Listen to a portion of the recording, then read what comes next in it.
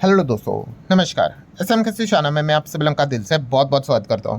Yes दोस्तों, इस video में हम लोग बात करने वाले एक ऐसी खबर के बारे में जिसकी चर्चा हर जगह पे अभी हम लोग को होती हुई देखने को मिल रही है।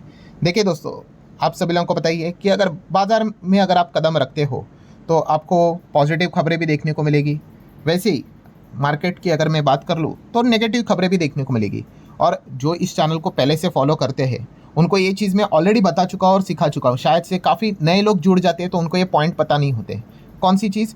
कि भाई मार्केट में आपको ज़्यादा नेगेटिव ही खबरें सुनने को देखने को मिलेगी। याद है ना 240 दिन का फॉर्मूला, कि अगर आप 240 दिन मार्केट अगर वर्क करता है तो लगभग लगभग आप कह सकते हैं 220 दिन मार्केट आपको नीचे ही देखने को मिलेगा, नेगेटिव खबरों से ही भरा हुआ रहेगा। बट 20 दिन ऐसे होते हैं वहाँ पे क्या होता है, मार्केट टर्न अराउंड होता है और लोगों के पैसे बनते हैं।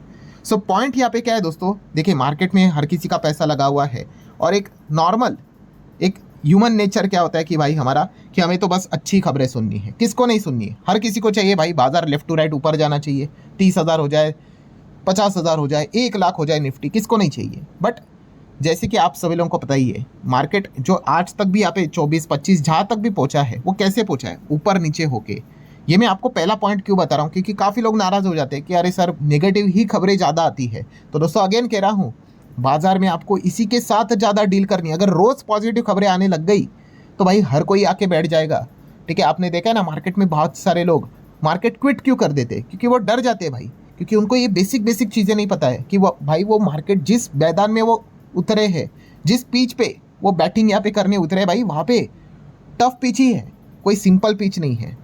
सो ये मैं आपको यहाँ पे क्यों बता रहा हूँ, क्योंकि जैसे मैंने आपको बताया कि बाजार का अभी का माहौल क्या है, नेगेटिव है कि नहीं, तो खबरें भी आपको ज़्यादा वैसे ही सुनने को देखने को मिलेगी। तो इससे कोई दुनिया ख़त्म नहीं होती है, बट आपको वो चीज़ों को फेस करना आना चाहिए। ठीक है, तो ये मैंने थोड़ा सा आप लोगों को शुरुआत में इसलिए बताया क्योंकि काफ़ी सारे जो बिगनर्स होते हैं वो इस प्रकार की चीज़ों को सुनकर काफ़ी फ्रस्ट्रेट हो जाते हैं। तो कोई फ्रस्ट्रेट होने की ज़रूरत नहीं दोस्तों, मार्केट ऐसा ही चलता है। सो FIS-DS डेटा को लेकर दोस्तों आज के दिन आपने देखा होगा इंटरनेट के ऊपर काफ़ी बातें यहाँ पे चल रही है, और क्यों ना हो, क्योंकि आज के दिन की अगर हम लोग यहाँ पे बात कर ले तो रोज़ का जो प्लेयर होता है कौन? फॉरेन इंस्टीट्यूशनल इन्वेस्टर भाई, वो तो बिकवाली करते रहते 2000 करोड़ की। बट आज के दिन डीआईएस भी उनके साथ जुड़ चुके हैं दोस्तों, 1000 करोड़ का माल डीआईएस ने भी बेच डाला। सो हम यहाँ पे कह सकते हैं कि यहाँ पे लगातार अगर आप चेक कर लो कि यहाँ पे मतलब हरा रंग यहाँ पे है, तो चलो यहाँ पे हरा रंग देखने को मिल जाता है। बट कभी दोनों साइड पे लाल रंग देखने को नहीं मिल रहा है, दोनों साइड पे बिकवाली देखने को नहीं मिली है। ठीक है, एंड अगर कभी होगी भी तो वो भी बहुत छोटी। इनफैक्ट आप देख सकते हो रिसेंटली यहाँ पे बिकवाली है तो चलो इन्होंने खरीद लिया, यहाँ पे बिकवाली इन्होंने खरीद लिया, यहाँ पे बिकवाली इन्होंने खरीद लिया, या फिर इसके पहले का डेटा यहाँ पे बिकवाली तो ये देखो यहाँ पे खरीद लिया, ये देखो इसके पहले तो FIS बिकवाली तो बस यही कर रहे थे, डीएस तो बस खरीदते ही जा रहे थे। ठीक है, लगातार आप यहाँ पे देख सकते हो उनके ओर से खरीदारी देखने को आप मिल रही थी। ये देखो यहाँ पे बिकवाली है तो यहाँ पे खरीदारी है।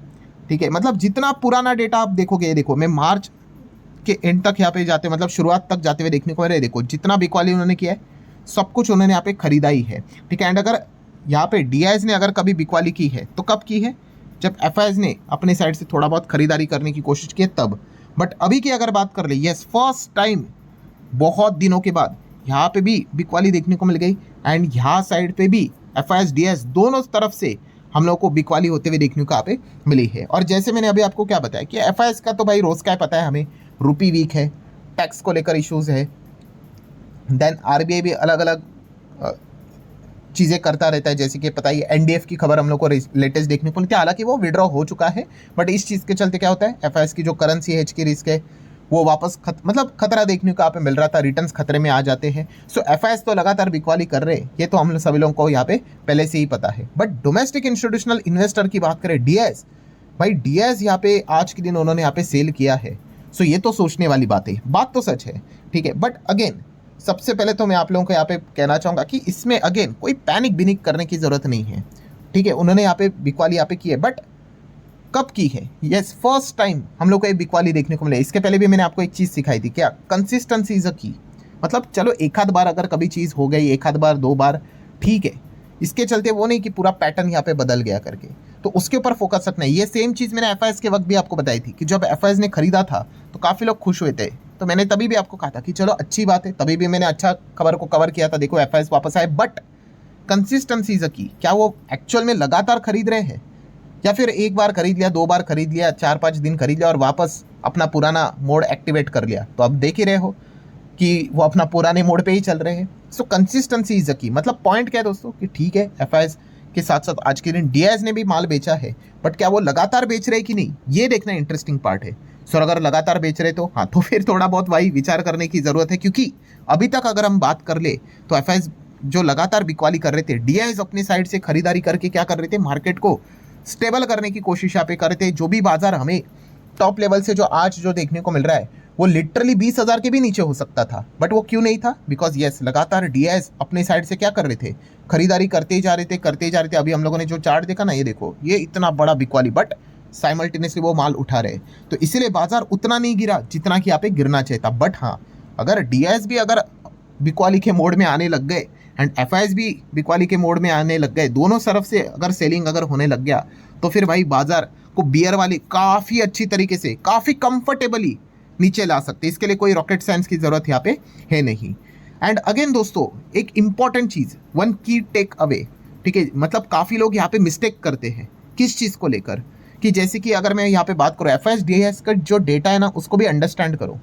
जैसे कि एफआईएस की बात कर रहे हो या फिर डीआईएस की, चलो एफआईएस की पहले कर लेते हैं कि एफआईएस ने अगर बिकवाली की है, जैसे कि ये देखो 1000 करोड़ का माल बेचा, 1900 करोड़ का माल बेचा, 2000 करोड़ का माल बेचा, इसका अर्थ ये नहीं कि एफआईएस का जो पोर्टफोलियो है, ठीक है, उसमें जो शेयर्स है, अच्छा ये इतना माल है, चलो आज ये बेच डालता हूँ, अच्छा ये है आज ये बेच डालता हूँ, ऐसी बात नहीं है दोस्तों। वो सिर्फ बिकवाली नहीं कर रहे, वो साइमल्टेनियसली सामने खरीद भी रहे हैं। आप अगर ये डेटा देखोगे, हम क्या देखते हैं, इसको नेट बोला जाता है, नेट परचेज और सेल। सो ठीक है, नेट सेल्स ही है, बट यहाँ पे आप देख सकते हो भाई वो कुछ माल यहाँ पे खरीद भी रहे हैं। जैसे कि आप देख सकते हो, जैसे कि आज के दिन की बात करें 22 अप्रैल, क्या किया एफआईएस ने, 13,895 करोड़ का माल उन्होंने बाय भी किया है। हाँ, बट जो सेल किया है उनके जो पोर्टफोलियो में जो पहले से था वो उससे ज़्यादा है, 15,970 करोड़ के आसपास। हाँ, तो नेट सेलिंग हम लोगों को देखने को मिल रही है। सो इसका अर्थ ये नहीं, काफ़ी लोगों को ऐसा लग रहा है कि बस वो अपना माल बेचते ही जा रहे, सब कुछ खाली करके जीरो कर देंगे और टाटा बाय बाय। नहीं भाई, वो साइमल्टेनियसली ये देखो वो बाय भी कर रहे हैं। तो ये पॉइंट भी आपको समझ में यहाँ पे आना चाहिए। सिमिलर वे अगर मैं बात करूँ डीआईएस की भी, तो डीआईएस भी आप देख सकते हो उन्होंने यहाँ पे सेल किया। इसका अर्थ ये नहीं कि सब कुछ ही बेच डाला भाई, उन्होंने बाय भी किया है। बस आज के दिन की बात कर ले, उन्होंने यहाँ पे क्या किया है, आज के दिन उनकी जो सेलिंग है वो बाइंग से ज़्यादा हो गई, एंड इसी चीज़ के चलते वो नेट सेलिंग हम लोग को देखने को मिली है। इसके पहले भी जब वो खरीद भी रहे थे, जैसे कि ये वाला डेटा, ये देखो नेट बाइंग भी कर रहे थे। इसका अर्थ ये नहीं कि सिर्फ वो खरीद रहे, सेल नहीं कर रहे। ये देखो सेल भी कर रहे थे, 24,000 करोड़, 12,800 करोड़, तभी भी वो सेल कर रहे थे, बट हाँ साइमल्टेनियसली वो उससे ज़्यादा माल उठा भी रहे थे। सो ये पॉइंट भी आपको अच्छे से समझ में यहाँ पे आना चाहिए। ऐसा नहीं होता है कि बस वो यहाँ पे खरीद रहे हैं और कुछ नहीं करेंगे, या फिर बस बेच रहे या कुछ नहीं करेंगे। नहीं, वो खरीदते भी है, बेचते भी है, नया माल उठाते भी है, पुराना माल निकालते भी है। सो साइमल्टेनियसली दोनों चीज़ें एफआईएस की ओर से एंड डीआईएस की ओर से, दोनों तरफ से ये चीज़ें हम लोग को चलती हुई देखने को यहाँ पे मिल जाती है। तो ये जो मिस्टेक आपके दिमाग में सेट हुआ है कि बस ये एग्जिट कर रहे या फिर बाय कर रहे, तो ऐसा यहाँ पे नहीं होता है, ठीक है। Usually as a retail investor हम क्या सोचते हैं कि चलो हमने आज ये माल खरीद लिया, या फिर मेरे पोर्टफोलियो में 10 शेयर है, चलो आज ये माल बेच दिया। तो ऐसा नहीं भाई, उनका दोनों चलता रहता है, बाय भी चलता रहता है, सेल भी चलता रहता है। तो ये अंडरस्टैंडिंग आप में यहाँ पे होनी चाहिए। चलो अब रही दोस्तों आखिरी बात, कौन सी, जो आप लोगों के दिमाग में यहाँ पे आई होगी, डाउट आया ही होगा, अच्छा डाउट है, हमें कैसे पता चलेगा कि वो क्या खरीद रहे या फिर क्या बेच रहे हैं। तो दोस्तों इसके अलग अलग हम लोगों को पैरामीटर्स देखने को मिल जाते हैं। जैसे कि इंस्टीट्यूशंस रहते हैं, बड़ी बाइंग होती है इनकी, बड़ी सेलिंग होती है, ठीक है, तो खबरें हम लोग को देखने को मिल जाती है, खास करके block deals, bulk deals, promoter की अगर होल्डिंग जब भी यहाँ पे बेची यहाँ पे जाती होगी या फिर खरीदते जाती होगी, जब भी बड़े बड़े परसेंटेज इन्वॉल्व रहते हैं, तो ये ओपन मार्केट में यूजुअली नहीं होते हैं, ठीक है। यहाँ पे एक सेटअप बना के रखा हुआ है भाई, मार्केट से पहले एंड उसके अंत में भी हम लोग को विंडोज़ देखने को मिल जाते हैं, तभी बड़ा माल यहाँ पे उठाया जाता है, बेचा जाता है, ट्रांसफ़र होता है, तो वो खबरें हम लोग को न्यूज़ में भी आते हुए देखने को मिल जाती है। Then one of the most important point कौन सा, शेयर होल्डिंग पैटर्न। हाँ, बट ये डेटा थोड़ा सा डिले रहता है, थोड़ा क्या कुछ ज़्यादा ही, जैसे कि आपको पता है डेटा क्वार्टरली हिसाब से अपडेट होता है, ठीक है। सो रिसेंटली भी हम देख रहे हैं Q4 में चल रहे हैं, हमने देखा कि नहीं कि बहुत सारे स्टॉक्स ऐसे नॉर्मल यहाँ पे चल रहे थे, ठीक है, एकदम नॉर्मल यहाँ पे चल रहे थे, और फिर सडनली एकदम से जंप कर गया। क्यों? फिर डेटा निकल कर आया, अरे Q4 में तो यहाँ पे एफआईएस ने इस कंपनी में तो माल खरीदा है, या फिर प्रमोटर ने माल खरीदा है, डीआईज ने माल खरीदा है। तो मतलब क्या है दोस्तों, ये शेयर होल्डिंग पैटर्न का भी जो डेटा आता है, अपडेट होता है, उससे भी हमें ये चीज़ें पता यहाँ पे चल जाती है कि कहाँ पे वो खरीद रहे हैं एंड वाइस वर्सा वो कहाँ पे बेच रहे हैं। एंड आखिरी इंपॉर्टेंट पॉइंट कि अगर बिग मूव्स हम लोगों को देखने को यहाँ पे मिल जाए, कि कभी कभी हम देखते हैं ना कि एकदम जोरदार गिरावट देखने को मिली या फिर जोरदार तेजी देखने को मिली है, एंड तब जाके कब अनयूजुअल एक्टिविटी होती है, जैसे कि चलो आज ही का दिन का एग्जांपल पकड़ लो, ठीक है। ये सारी चीज़ें मतलब आप कहते हो ना कि एक अनुमान के हिसाब से रहती है। जैसे कि आज के दिन हमने क्या देखा कि डीआईएस ने यहाँ पे नेट सेलिंग की है, तो यहाँ पे आज के दिन अनुमान क्या लगेगा कि कहाँ पे सबसे ज़्यादा बिकवाली हुई है यूजुअली।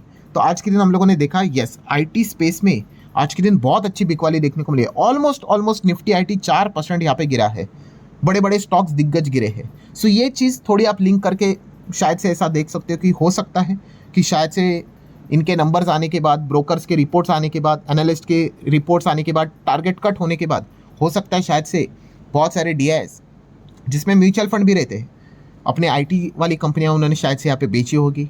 सो ये इस प्रकार की चीज़ें हम लोग को फिलहाल तो देखने को यहाँ पे मिल जाती है। सो जैसे अभी मैंने आप लोगों को यहाँ पे बताया कि ये अनुमान के हिसाब से आप लोगों को जितना ज़्यादा आप मार्केट में रहोगे, आपका एक्सपीरियंस बढ़ेगा, तब आपको ये चीज़ें अच्छे से समझ में यहाँ पे आ जाएगी।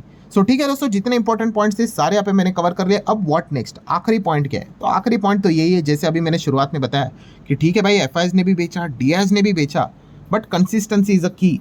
तो लेट्स सी, कल के दिन की अगर बात कर ले तो क्या कल भी डीआईएस यहाँ पे माल बेचेंगे, एंड क्या एकदम बड़े लेवल पे माल बेचेंगे, जैसे कि आज के दिन 1000 करोड़ का माल बेचा है। तो ये सारी चीज़ें आपको फिर आगे का डायरेक्शन बताएगी।